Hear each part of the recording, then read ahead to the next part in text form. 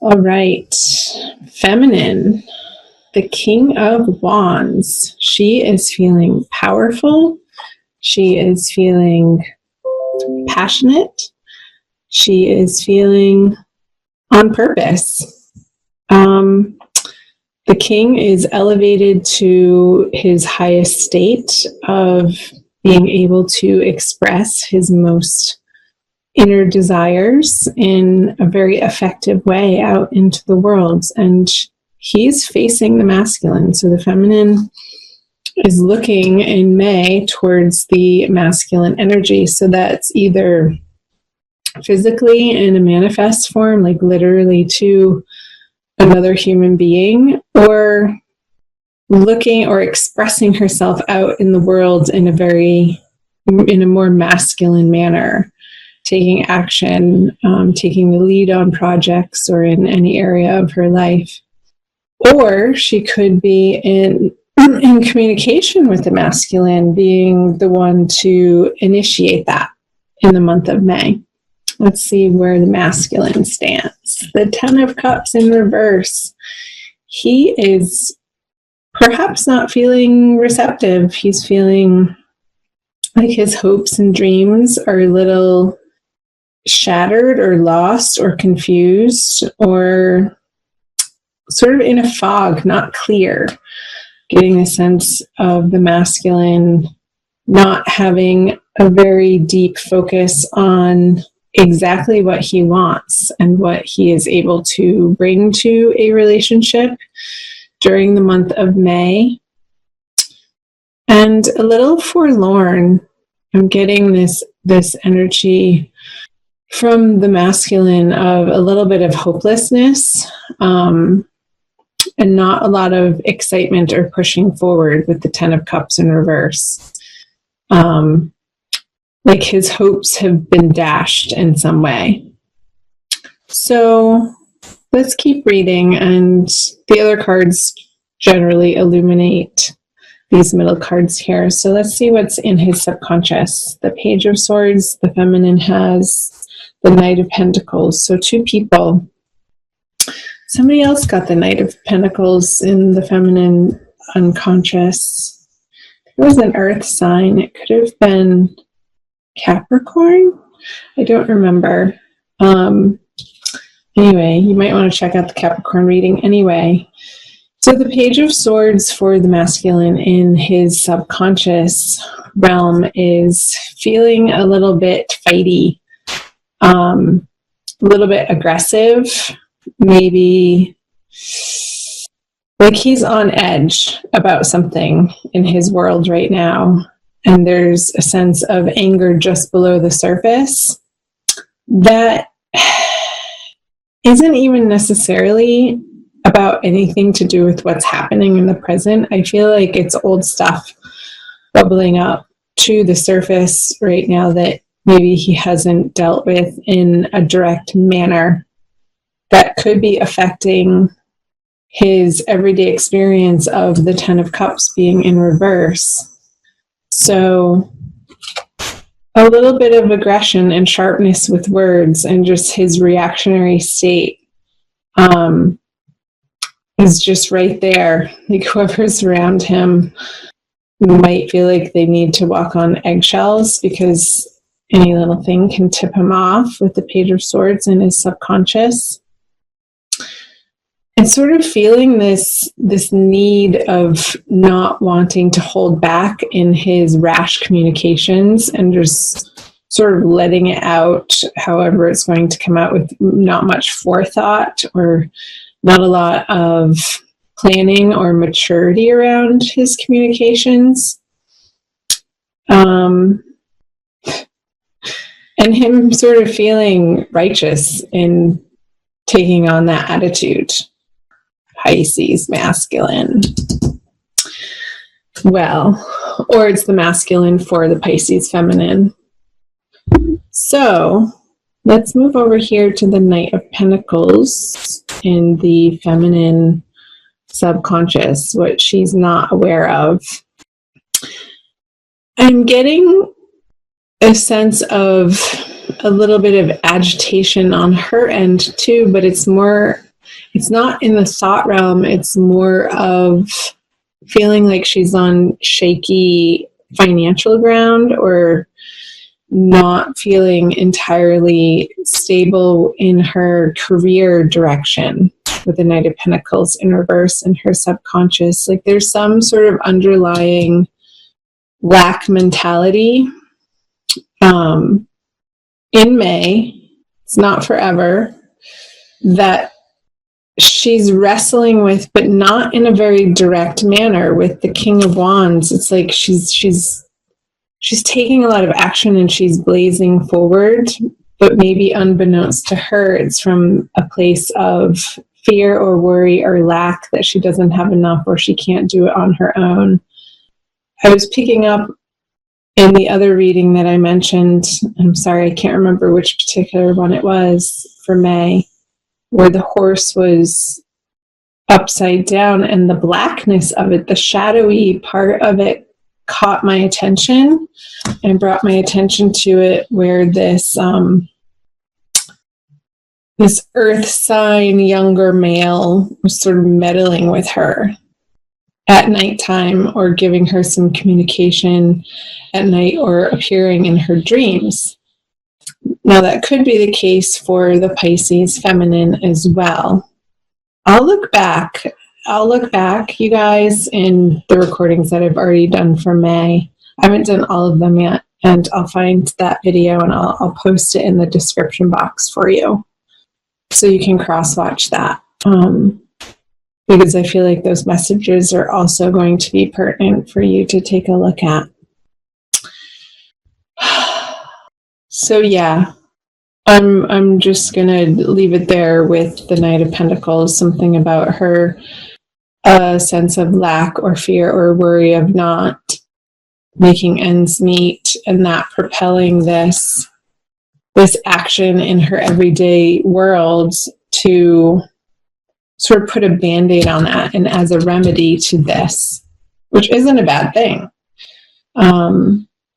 Sometimes necessity breeds some really good action in our lives. So let's see what she has in her conscious energies. The 7 of Swords, and the masculine has the 8 of Wands in reverse, facing away from the feminine. Let's start over here with the feminine. It's like she's wanting to take more of her share, or what's not rightfully hers. And that could be somebody's attention. Like I said, the King of Wands is facing the masculine in this direction. And it's like she's poking at him to give her attention, when he's over here sort of just being sad and a little irritable. And I feel like poking the bear is going to have some unnecessary fights be created between the two of you. And it's going to have the masculine over here retract back. He's retracting back his communication with the 8 of Wands in reverse and his conscious energy away from this partnership into a different direction. For the time being, that's not necessarily a bad thing, because if there is a type of communication where you're just going around and around in circles and nothing is getting resolved and it's just crazy making, sometimes what needs to happen is one or both of you need to hit the pause button and take a breather, take a break. So let's keep moving on to what the feminine brings. Is the 3 of Wands. It's like she's really impatient. She wants to move forward with something with a masculine, and let's see what is being met with. The Sun. Okay. And it's like his playfulness and his laissez-faire, carefree attitude is what he's presenting to her, but without like doing, in her eyes, doing the serious work of what the real communication needs to be. it's like he wants to avoid that, and he just wants to be playful and goofy and fun and not really dive into the seriousness of these conversations of what she wants to address on this heavy level. And it's like this mismatch. I feel like it's going to have the feminine energy feeling like, okay, well, should I just pack up my wands and battle it out somewhere else with somebody else who's going to take me on a more serious level here? But she still is looking in the direction of the sun. So let me look at these. I feel like the burdens that she's carrying toward the masculine isn't even about him. It's like she's carrying these swords, these thoughts, beliefs from another relationship, and she's sort of dragging them with her in what she feels important. And they're actually not. They're actually encumbering her from meeting him in the sun energy over here on his side. And maybe that's why he doesn't want to engage in that type of communication. Like he's just sort of putting a squash on it with the 8 of Wands in reverse. Being like, no, come on, baby. I just want to have fun. I just want to be free and feel free and not burdened and encumbered with these heavy sort of guilty feelings in whatever area of life. And I feel it could be around sexuality, being on top of the King of Wands here. Like there's some sort of body shame from a past experience that the feminine still hasn't fully healed from. And that could be where the Knight of Pentacles in reverse in her subconscious is coming from, in a materialistic sense, like in a very grounded, earthly body sense of this inner conversation of maybe somebody in the past shamed her body, or she has this inner belief that she's not beautiful from the inside out. And when he tries to tell her that and wants to take her in all of her femininity, and she wants it too with this King of Wands card, but it's like this 7 of Wands is inhibiting her from traveling through and accepting that message of the sun from her counterpart, from her divine lover. So comment below if that's resonating for any of you. I'd love to hear. Let's flip over your conjoined outcome energy cards, the Emperor. So I feel like you both want a certain amount of structure to the relationship. And it's almost like I want you each to rely on the feminine, to rely on this King of Wands energy, where you're very grounded and centered in your desires without letting the 7 of Wands conversation get in the way of that, and be able to move through the 3 of Wands towards the Emperor, meeting the masculine through the sun energy in his playfulness. And taking this on for yourself, feminine, this 7 of Swords energy, because I feel like it doesn't have to do with your current partnership, your current relationship, your current partner. Like, see how he's, I don't know if you could tell, he's looking in the other direction, pulling these swords with him. And it's like these 2 swords here are these 2 individual people from the past, and it's you and another person, and what you're bringing with you is all this junk that you don't need to from this past, maybe even a little bit mentally and emotionally abusive relationship, and it sort of gunked up your thinking in a way that is preventing you from having as much fun as you could with your masculine counterpart, and creating this new structure for the both of you that feels really solid and dependable and reliable, and something that you both can use as a foundation to expand and grow into other areas of your life from. So I'm seeing the two rams here, to the two ram heads, and the amount of rock and stone and concrete, and how he's wearing his armor. It's like this stubbornness with each other this month, and you each putting your head down towards each other. And you know how rams sort of back away from each other, put their head down, and then charge and just totally smash into each other with their horns. I just got that image between the two of you. But it's almost like when that happens, a spark is created, and it dissipates some of the energy because you're putting it in a certain direction. And there's like this dust that's created, and something else comes of it that creates this cloud of smoke that can go up from the two of you. And each of you are bringing your own different mixture of elements to that alchemical combination.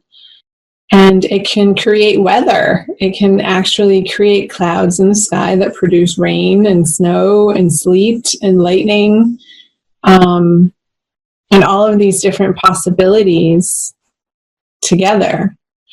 And then I just got, when the two of you put your heads together without clashing, and you come into owning your individual power together, and you sit on your throne as one solid unit, you get to crown yourself as the emperor of your relationship, the emperor of your communication, the master who is in control of what he or she is co-creating with another. And coming from that very, very, very internal, powerful place.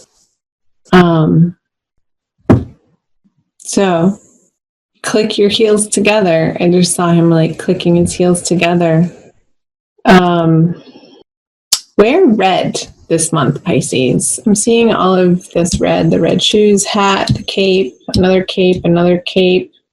The baby doesn't even have it on him. He's waving it as a flag. This person's wearing red. The children's wearing red. He has red boots. All this red. He has a red cape on too. So something to do with your root chakra and grounding that out in the month of May. I'm going to pull a Crystal Wisdom Healing Oracle card for you, since I said the word chakra, by Judy Hall. For your oracle message for the month of May, Pisces. So conversations could be a little heated. Watch your words, watch your reactionary time. Take a breath before you speak and ask yourself, is this true in this moment, or is it triggering something for me? And if it's triggering something for you, then own that. Take responsibility for your triggers, without pointing the finger at the other person. Be like, wow, that whatever you just said right there, I know you didn't mean it in that way, but it brought this up for me. And that is authentic, honest, raw communication, where the other can then choose to meet you in their authentic way. But you have to start with yourself first, Pisces. And take on some nonviolent communication. Maybe get yourself in a workshop or a class. Whoa, I don't even know if I know how to say that. Rhodochrosite. Any of you have heard of that? Chime in down below. It looks like watermelon almost. Number 45. And I will read to you from the book, The Heart Reviver Rhodochrosite teaches the heart to assimilate painful feelings without shutting down. Ha! That's what I was just saying when I was shuffling about being triggered, and keeping your communication open through those triggers without blaming. Dissolving denial and identifying ongoing detrimental patterns. It offers compassion, compassionate love, and forgiveness. You face the truth with loving awareness. Self-understanding. Deep down, you feel alienated, unloved, or unappreciated. A history of sexual or emotional abuse creates dis-ease. What was I saying here? And something about the body, in the body, for the feminine. Or you may have misused or feared your sexual power in the past. You may be repressing something you do not want to face. Irrational fears and paranoia and unacceptable emotions need to be acknowledged and transformed. I was definitely picking up that owning your sexual energy, feminine, in a more healthy, grounded, alive, empowered way. So healing some shame in May, I feel like is on the docket for you. Divination, time for a change of viewpoint. Begin to seek the gifts in your experiences rather than seeing the negative effects. Check out whether what you were taught in childhood is still relevant to the person you are today. And your healing insight for the month of May is releasing resentment from your heart creates well-being.